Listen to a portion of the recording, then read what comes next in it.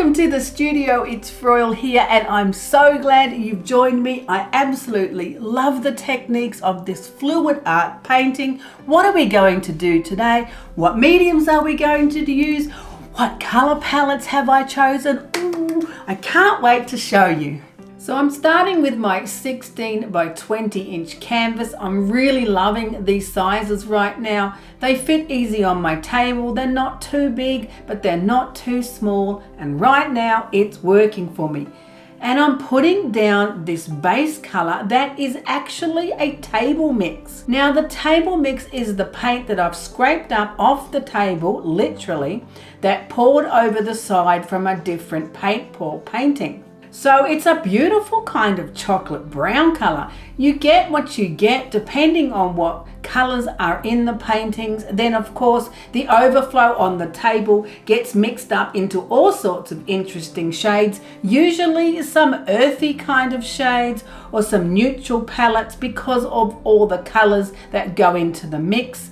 Both of these paints that I've put down in the base coat are actually table mix colors. So it's going to be very interesting to see how they respond. Sometimes they kind of create different kind of effects because they are a mix of different pouring mediums and different paint densities. Then I've put on one of my colors from my palette, Leftovers, that's a clay, and I'm putting in some magenta. Look at that beautiful pop of pink on those dark earthy colors. Doesn't that look beautiful? And I'm also adding the Amsterdam in copper, wanting to bring out a bit of a bright color pop in amongst all those earthy tones. I'm giving it a hit with my heat gun before I tilt it because I want to pop any of the bubbles. Like I said, you don't quite know when you use the table mix how it's going to respond to the other paint sitting on it because of the different densities and pouring mediums that's in the mix.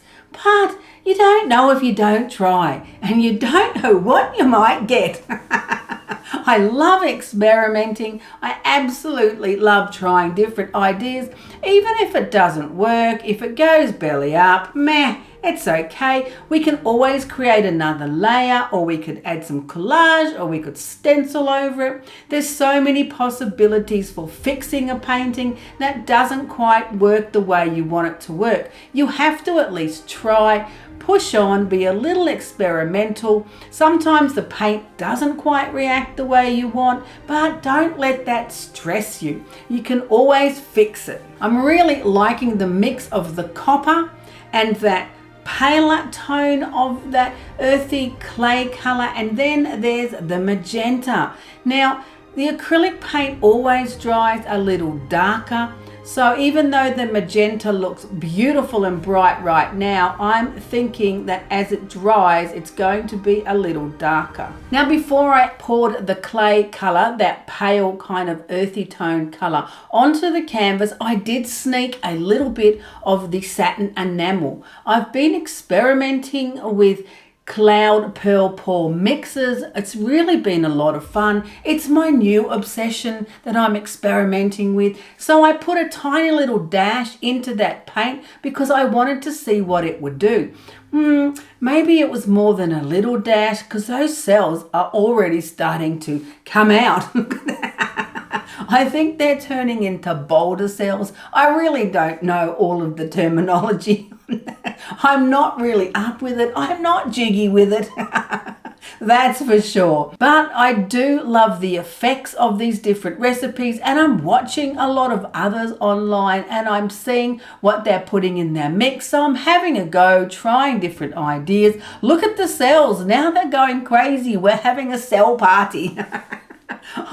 I'm so excited to see how it's going to work out, how the textures are going to look, because I'm experimenting with adding a little dash of the satin enamel. I'm just not sure exactly how it's going to turn out. But it's pretty exciting, and that's the whole fun part of the creative process. Now, I've added a little bit of black and some more magenta because I personally do like to have some of the negative space. I do like creating different shapes on the canvas in my composition, because I just find I need somewhere for my eyes to rest if the whole canvas is covered in those cells or textures or lacing or pearls or whatever. I find it all too much. So I do like to add some plain paint onto the canvas as well. And I'm thinking the black and the magenta should look pretty nice, pretty dramatic, and it's a good contrast against those earthy kind of cell type.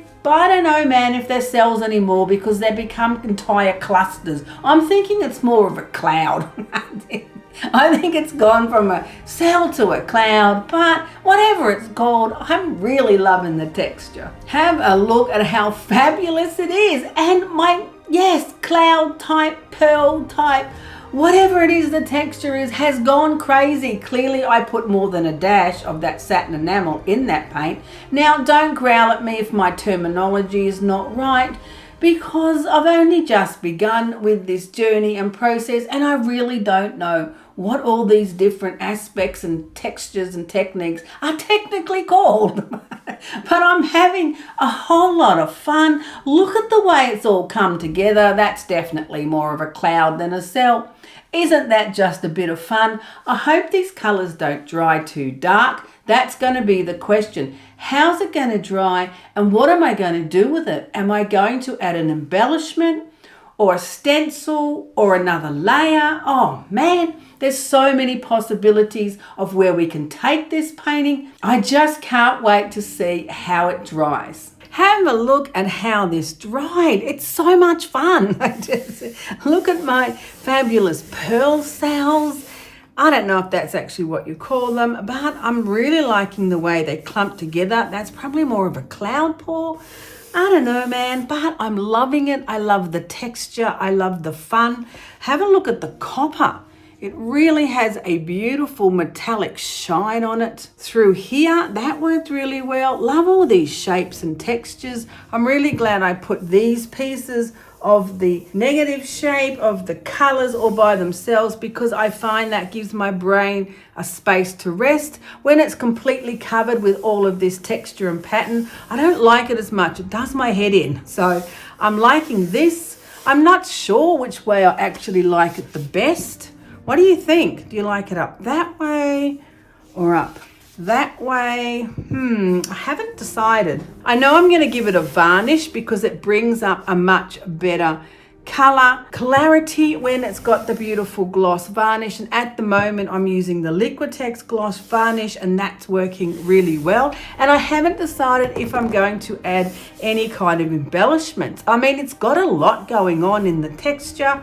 Once I varnish it up, these colors will pop a little bit more. So it doesn't really need anything, but you never quite know. Paintings never finish, they just stop in interesting places. Now that's what I like to say, because it's quite often that I'll varnish it up, tape it, string it, hang it on my wall, and then maybe a month down the track I might look at it and go, oh, it just needs one more thing. You never quite know if I'm going to change it or not, but for now I'm really happy with it. The colors are fun, the textures look amazing. It was another experiment of using the cloud pearl pour mixture recipe that I was experimenting with. I'm loving this shape and texture in here, all of that. I'm going to do that again, and I love these bigger pieces of space with the negative and the plain paint as well. Loving both those aspects. I think it definitely needs another experiment with those kinds of applications. It's a whole lot of fun. Yay! What are we going to do next?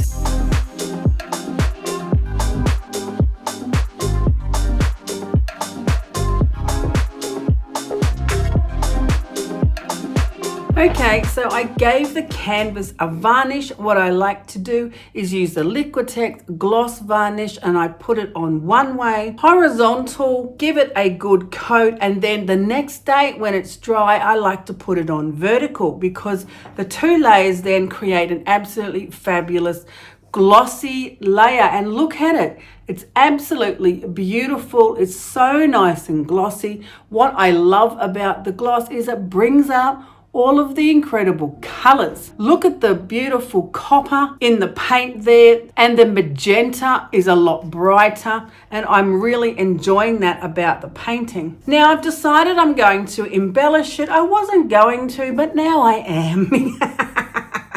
And that's how things work for me. If it sits around for a few weeks, I keep looking at them and going, let's create something more. I love these colors through here. The copper's incredible. I love the cloud mix in the paint that's created that kind of texture. It's fascinating, and I just want to add something more deeper to the painting because I've been having a bit of a hard time and I'm wanting to add something more. I've got this fabulous crane stencil. Now, traditionally, the crane symbol in Japanese culture meant good fortune, longevity, and peace, which is fabulous, right? But even more so in recent years, it still means peace, but it also represents hope and healing. And right now, I need me a bit of hope and healing. So I'm going to put this absolutely fabulous flying crane on the painting. It's pretty big. It's going to take up quite a decent size space, but I'm wanting that drama and that impact. If I put anything smaller on it, it's just going to get lost in all the texture. Now I've decided I'm going to put it on with deco foil, which is why I put the varnish on first, because I don't want to varnish over the deco foil and then have it tarnish. I'm not sure if it does or doesn't. I haven't been using it long enough to know if the deco foil tarnishes with the varnish, but I don't want to risk it, so I varnished first. Now, where do I want the beak to be there in between that texture. I'd really like the tip of the wings to touch that edge of the paint. So I'm pretty happy with that positioning. I want it to be flying across the landscape just like that. Let's put it on. I'm going to add a little tape onto this position just to hold it there because that's where I want it to be. And then I'm using this particular one, which is the Mixed and Relief paste. I like this one the best because it has been very successful for me with the deco foil. So let's stick to what works. I'm just going to put it through the stencil with a palette knife. Now this paste is white when it's wet, and then it will go completely clear when it's dry. You don't want to put the deco foil on until it's absolutely completely clear, or else it just gets stuck. And yes, I have done that before. So straight through the stencil with the paste. Now you need to rush off and wash your stencil if you're going to try this, because the mixed and paste will be quite sticky and you don't want to leave your stencil all sticky. So put it through like this, you let it dry, you wash the stencil, and then we add the beautiful deco foil. Easy peasy, lemon squeezy. Now, I do think it's best to allow at least until the next day before you put your deco foil on. That's what I like to do. It does only have to be a few hours, but I get impatient, so I usually put it aside until the next day and then continue working on it. Right, so the mixed and paste is now dry, and how can you tell? Because you can't see it. And that's the best way. There it is. You might be able to see some in the reflection, maybe, but you probably can't, and that's the point. It's completely clear once it's dry. So I like to use the deco foil. This one is rose gold, pretty nice color. I'm wanting something that's going to blend well with all my other beautiful tones, and I'm thinking this is going to work. Now, I love these because you get 5 in the pack, so they really are very inexpensive for creating beautiful effects on your painting. Silver side goes down so that the color, of course, is on top. That's where we want it. You do have to put it in a few pieces if you've got something big like my beautiful crane, and then you can rub it with your fingertips like this. But when it's something quite large like this one, I like to get a wad of soft cloth because I can rub it a little bit firmer, and then it's just a matter of rubbing on the beautiful deco foil over the area where you have put the paste. That's going to need a little bit more there on the beak, but that's pretty easy to do. If you don't fully cover the area in the first go, you can keep adding the deco foil onto it because the mixed and paste is going to be very sticky, and you'll be able to cover it even if it's in littler pieces. You can't get it wrong, so don't stress out thinking, oh, you don't know how to do it or it's not going to work. It's really, really simple as this. And if it doesn't stick the first time, just put another piece over it, rub it some more, be a little bit patient, and I'm sure you'll be very happy with the results. Right, I think I've got it all covered. Are we ready? Are we ready? Man, I love this stuff. Ta-da, ta-da! Look at that. It's like magic. I just love it. Now, I've just got to add the legs, which I think I'll use this section here. And then I've just got to put the beak on. And baby, we are done. How simple is that? So easy peasy, lemon squeezy. Yay, legs. Righto. I can get the whole beautiful flying crane done in one sheet. Telling you, this stuff's magic. I love it. Ta-da, ta-da! There's my beautiful flying crane. Look at that. Isn't it gorgeous? The color is stunning. It matches my beautiful colors of the painting. I'm so happy with it. Look at the way it's catching in the light. There's nothing more beautiful than metallic. It's going to look fabulous up on the wall. I can't wait to get it strung. Have a look at how glorious it looks. Yay! I think the whole piece is rather beautiful.